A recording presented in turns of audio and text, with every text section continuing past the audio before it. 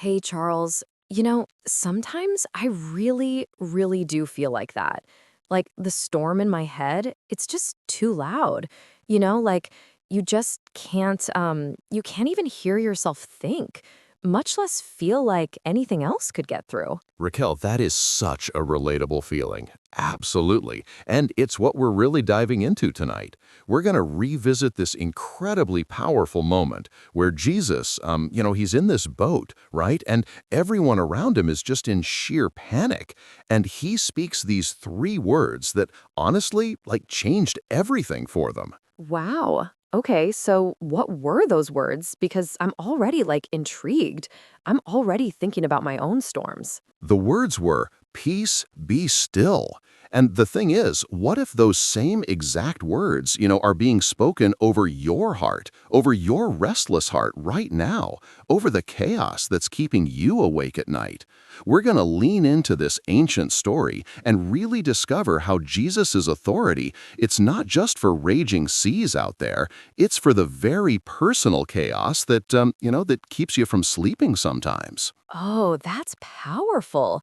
Because I think so often we feel like these are separate things, right? Like the big dramatic storms are for, these biblical figures. But my little storm, it's just mine. Right, right. And it's like, no, this is actually for you. It's for your personal story right now. And it's really incredible when you start to unpack it. So imagine this. You've got these experienced fishermen, right? Like they know the water. They've spent years reading weather patterns, handling boats, surviving close calls. This isn't their first rodeo. But this storm didn't follow the rules. It came out of nowhere. Swells rose faster than their experience could ever predict. And the Sea of Galilee, this lake they knew intimately, it just turned treacherous in moments, waves crashing over the sides faster than they could bail. Oh, that sounds terrifying, especially when you think these are people who, their whole life is about the sea, right? So for them to be caught off guard, that's huge. Totally. And I think we've all felt that, haven't we? When, a diagnosis comes from nowhere, or a layoff notice lands on a Tuesday afternoon, or your phone rings with news that just unravels everything you thought was stable. Storms, they don't announce themselves, right? The disciples' panic, it wasn't from inexperience. It was from knowing exactly how dangerous their situation had really, really become. Their bodies would have reacted before their minds could even process it. Heart racing, muscles tensing, vision narrowing straight to the crisis. It's that primal fear, isn't it? Like you feel it in your gut. Exactly. Modern science calls this the stress response. First century fishermen, they called it survival. The Sea of Galilee's geography made it unpredictable. 600 feet below sea level, cold mountain air colliding with warm lake air. Even experts couldn't always anticipate the waves. And that's why this moment really matters. Their terror wasn't irrational, Raquel. The boat truly was filling with water. The danger was real. But here's the kicker.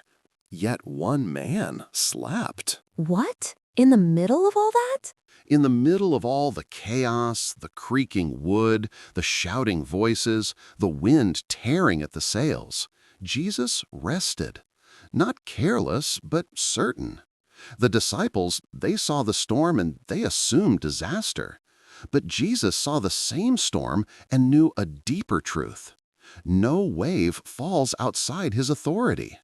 And that contrast, it still speaks to us today. When your storm hits, the kind that makes your hands shake and your thoughts race, you might feel abandoned. But what if Jesus' peace in your crisis isn't about your ability to predict or control it? The disciples did everything right.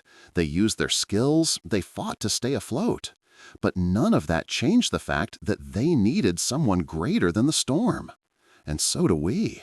Yeah, I mean, that's the hard part, isn't it? Like, you do everything you can and you're still just, struggling. Totally. The lake that day proved something crucial. Preparedness doesn't prevent storms.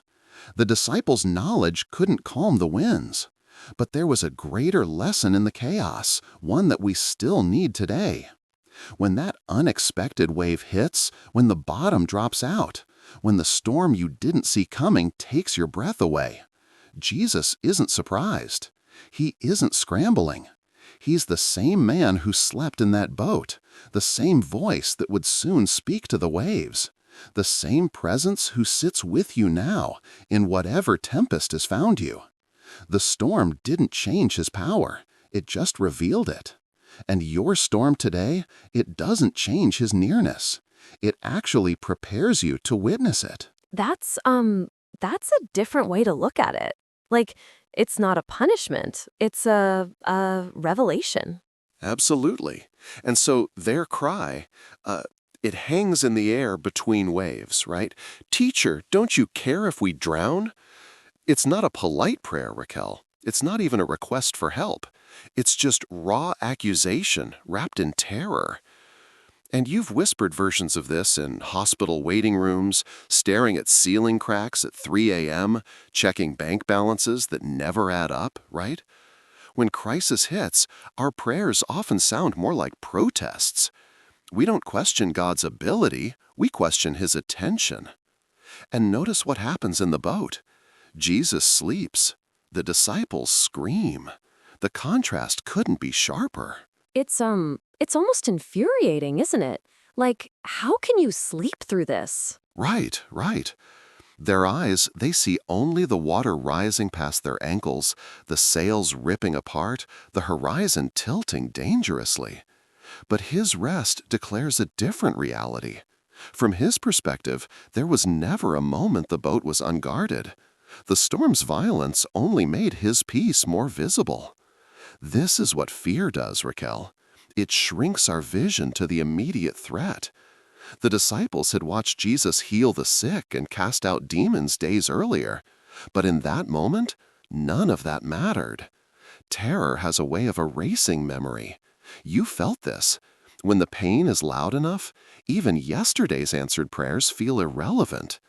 That ER doctor's grim expression somehow outweighs a lifetime of providence. But here's what changes everything. Their cry, frustrated, desperate, faithless, it still reached him. They didn't need perfect words. They just needed his presence. Scripture tells us Jesus arose immediately when they called. No lecture first, no conditions. He met their crisis before he addressed their doubt. That's really comforting to hear, that your messy prayers are okay. Absolutely. Peter later wrote this truth for all of us. Cast all your anxiety on him because he cares for you. The original language actually paints a picture, like literally hurl your worries toward God. Not because he needs convincing, but because you need releasing. Your ugliest, messiest prayers, they don't shock him. That hospital bed prayer drenched in tears, he leans closer to catch it. That angry whisper in the car when the call came, he isn't offended. That middle of the night, I can't do this anymore, he holds every syllable. The storm proved something vital about prayer. Real cries aren't measured in eloquence or volume. They're measured in honesty. Those fishermen didn't bother with formalities. They just needed him awake and aware. And here's the miracle. He was both all along. Wow, that's such a shift in perspective. Like, you think you have to get it right, but you just have to be real. Totally. Your darkest thoughts don't frighten God. Your confusion doesn't confuse him. Your midnight questions don't make him reconsider you. That thing you're afraid to voice, the fear that feels too childish to say out loud, the pain that comes out as anger, he can handle it. The boat wasn't the only thing filling with water that night. Their hearts were flooding too, and Jesus responded to both. Sometimes we think our faith needs to be storm-proofed before we approach God. The disciples, they show the opposite. Their weak faith didn't disqualify them. It actually positioned them for a miracle. Your shaky prayers don't make you unworthy. They make you human. And humanity is exactly what Jesus came to redeem. He doesn't wait for you to stop trembling before he steps in. He meets you right in the shake. That's really profound. So, what were those 3 words again? Right. So the words came like a command, Raquel, not a request. Peace. Be still. In the Greek, siop means more than just silence. It's an order for the storm to become mute, to lose its voice entirely. The waves had been crashing like shouts, but now they were told to stop speaking. And pefimoso, that's the word for be still, it means to muzzle something, like tying a cloth over the mouth of a wild animal. Jesus wasn't negotiating with the wind, he was putting it on a leash. Think of the force it would take to silence a storm mid-scream.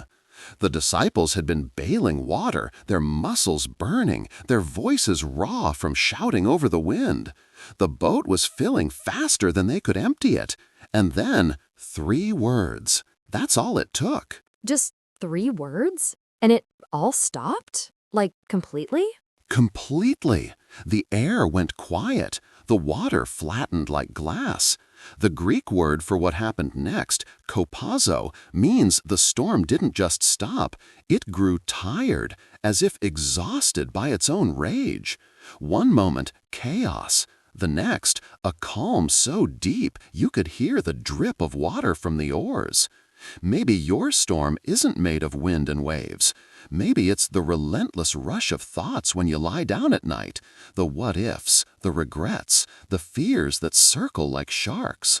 Or the grief that hits in waves long after the funeral is over. The addiction that whispers you'll never break free.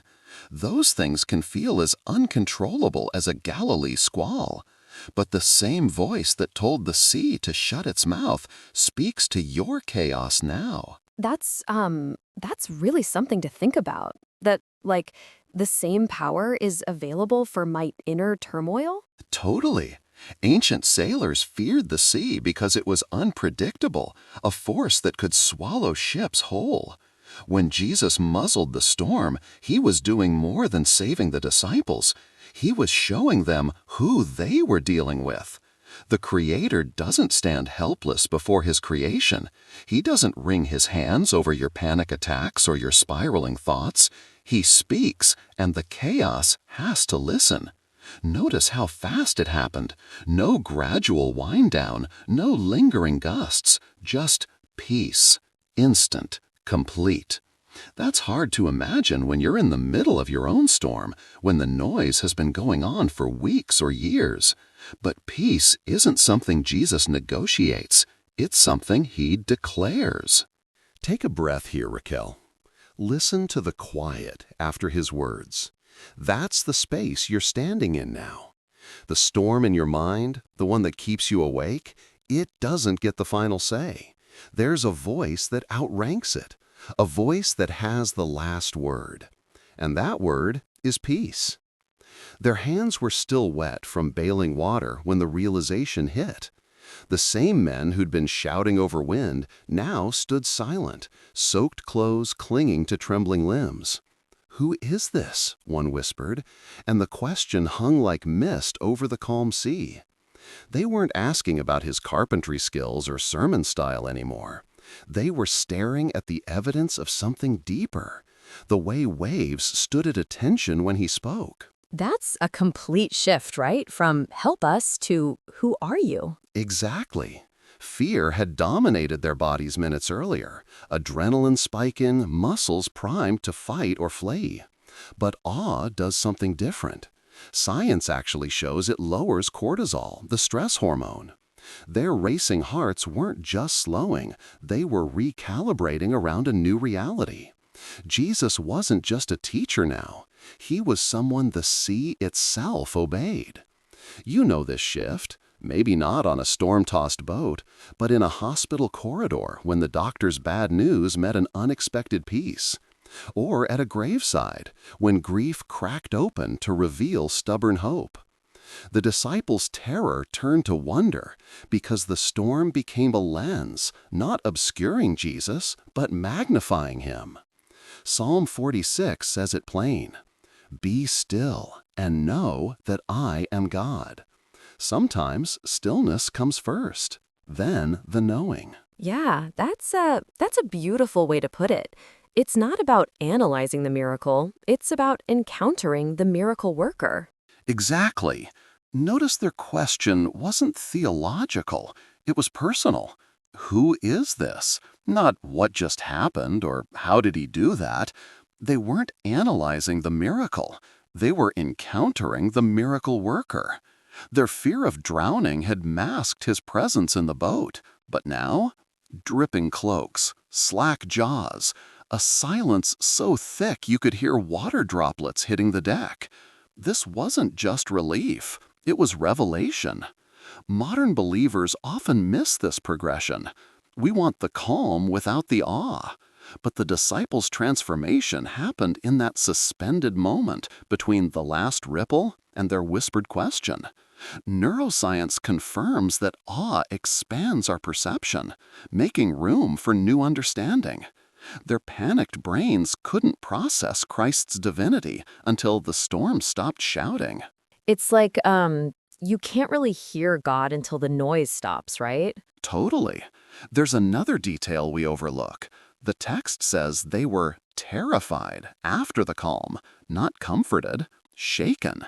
Because real encounters with God's power don't just settle our storms, they unsettle our small ideas about who He is. These fishermen had boxed Jesus into categories they understood: rabbi, healer, maybe prophet. The storm didn't just reveal His power over nature, it revealed their inadequate categories. Your storms do this too. The crisis you're facing, the one keeping you up tonight, isn't just something to survive. It's a canvas where Christ can show you facets of Himself you'd never see in calm weather.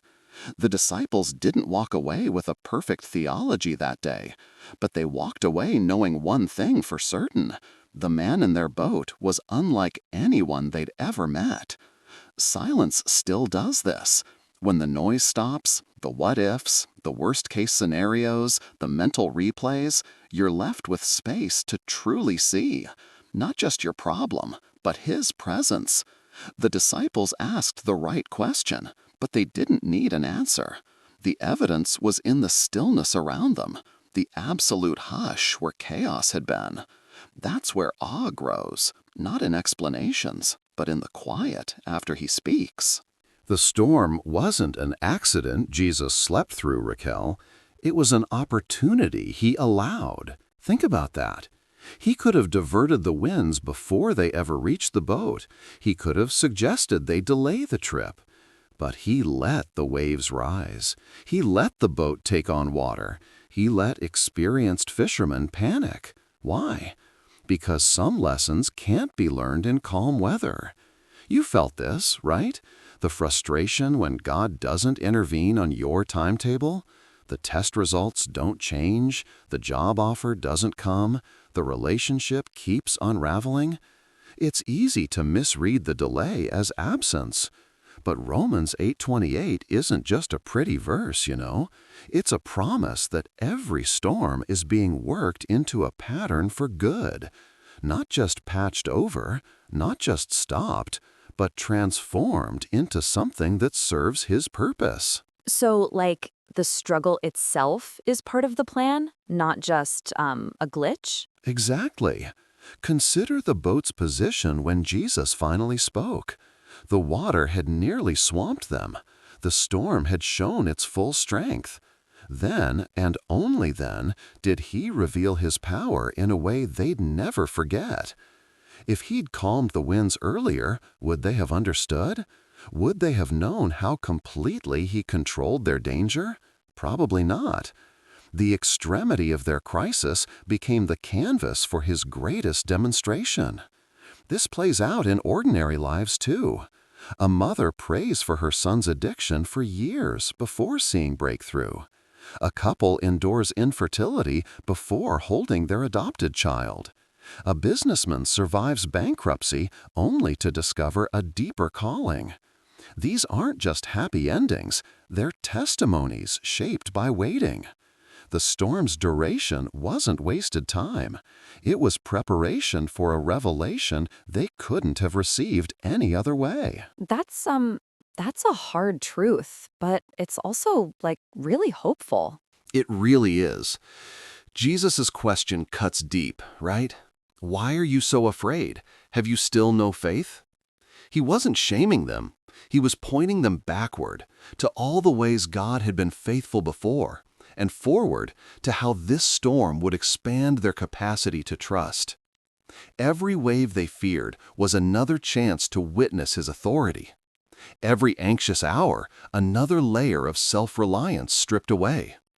Your storm isn't proof of God's indifference. It's His invitation to know Him differently. The disciples thought they understood Jesus until the storm showed them how much more there was to see. Your crisis, the one that keeps you awake, is doing similar work. It's stretching your faith vocabulary beyond what you could learn in safer waters. So it's like, it's a growth opportunity, even if it feels really scary at the time. Exactly. Rest doesn't come from pretending the storm isn't real. It comes from knowing who governs it. The disciples arrived on shore not just relieved, but changed. The same man they'd followed as a teacher, they now revered as Lord. That shift from knowing about Him to knowing Him in His power couldn't have happened without the storm. So, take a slow breath here, Raquel. The winds may still be howling. The boat may still feel unstable. But this storm didn't catch God off guard. It's serving a purpose you can't yet see fully. The waiting isn't abandonment. It's preparation for a revelation that will rewrite how you see His care. Hold on. The moment He chooses to speak will make sense of every wave you've weathered. And the sleep you thought was lost? It's still there. Oh, tell me more about that, because sleep is a big one for me. The boat was filling fast, Raquel. Water sloshed over ankles, then knees. The disciples bailed with frantic hands while the storm screamed around them. And Jesus slept. Not the restless dozing of exhaustion, but deep, steady rest, as if the boat were rocking in a gentle harbor rather than a death trap. His peace wasn't passive, it was proof. And you've lain in bed like those disciples, body begging for sleep while your mind replays disasters. Science explains why.